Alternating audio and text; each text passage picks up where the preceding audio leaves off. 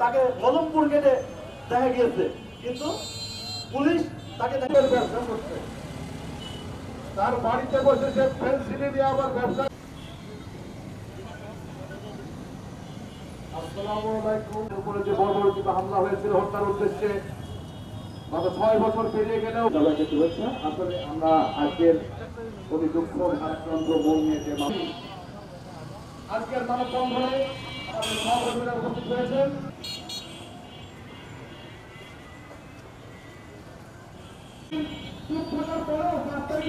মামলাটি করা হয়েছে সেই মামলার কিন্তু কোনো আপনার আহ্বান করা আছে, যদি আপনার না পারেন দায়িত্বশীল ভূমিকা রাখতে, তাহলে আপনার যদি আজকের পর থেকে আবারও ধীরে মেলা শুরু করেন। আমরা শুধু কুষ্টিয়া নয়, জিন্দাবাদ বাংলাদেশ জাতীয়তাবাদী দল জিন্দাবাদ, শহীদ জিয়াউর খালেদা জিয়া জিন্দাবাদ। তো আমরা চাই এই নেককারজনক এই ঘটনা এই কোর্ট চত্বরে হামলা করা হয় এবং এই ডক্টর মাহমুদুর রহমান কুষ্টিয়া কোটা দৈনিক আমার দেশ পত্রিকার প্রকাশক সম্পাদক প্রথম সাংবাদিক ডক্টর মাহমুদের সাংবাদিক, যিনি আপাতমস্তক একজন দেশপ্রেমিক মানুষ হিসেবে বাংলাদেশে পরিচিত এবং সাংবাদিকতার প্রশ্নে অন্যায়ের প্রশ্নে যিনি সকল সময় আপোষের ভূমিকা পালন করেছেন। বিগত 16 বছর শেখ হাসিনার নেতৃত্বে বাংলাদেশে যে স্বৈরশাসন কায়েম করা হয়েছিল, দুর্নীতি, খুন, গুম, লুট, দখল, বাংলাদেশকে একটি পরনির্ভরশীল জাতি হিসেবে অন্য একটি রাষ্ট্রের কাছে তুলে দেওয়ার যে সমস্ত নীল নকশা, যে সমস্ত চক্রান্ত, অবৈধ অন্যায় কর্মকাণ্ড করেছিল শেখ হাসিনা।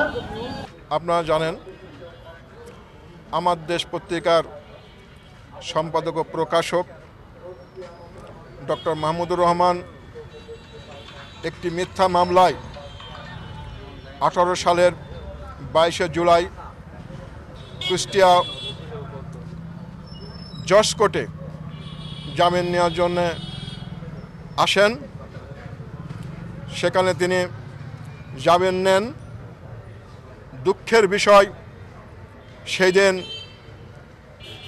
কোর্টের বিচারক, জেলা প্রশাসন, পুলিশ প্রশাসন সহ আইন শৃঙ্খলা বাহিনী, ছাত্রলীগ, যুবলীগ, স্বেচ্ছাসেবক লীগ সহ সন্ত্রাসী বাহিনী মাহমুদুর রহমানকে হত্যার উদ্দেশ্যে আক্রমণ করে এবং রক্তাক্ত জখম করে। সেদিন মাহমুদুর রহমান সহ বিএনপির ভারপ্রাপ্ত মহাসচিব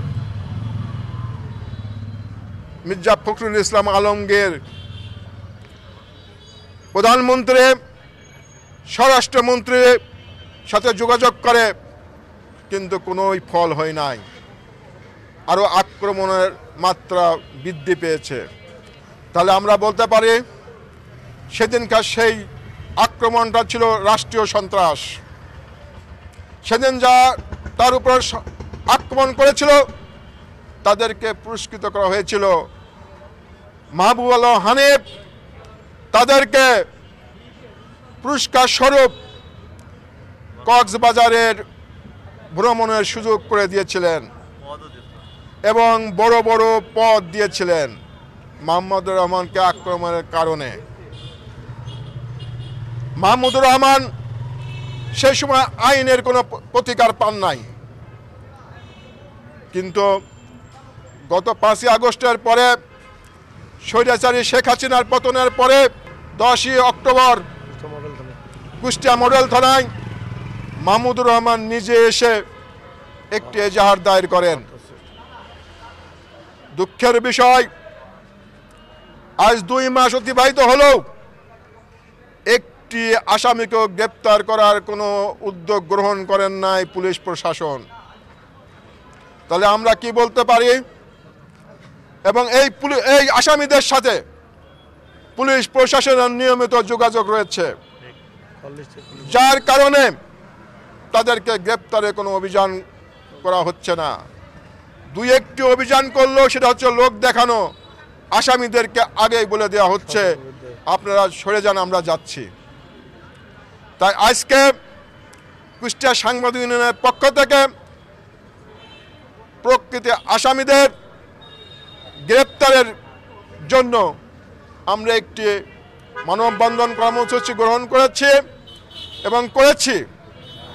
যদি এর মধ্যেও আসামিদের গ্রেপ্তার করা না হয় তাহলে বৃহত্তর আন্দোলন গড়ে তুলব এবং আসামিরা যতদিন পর্যন্ত আইনের আওতায় না আসবে ততদিন আমাদের এই কর্মসূচি চলতেই থাকবে।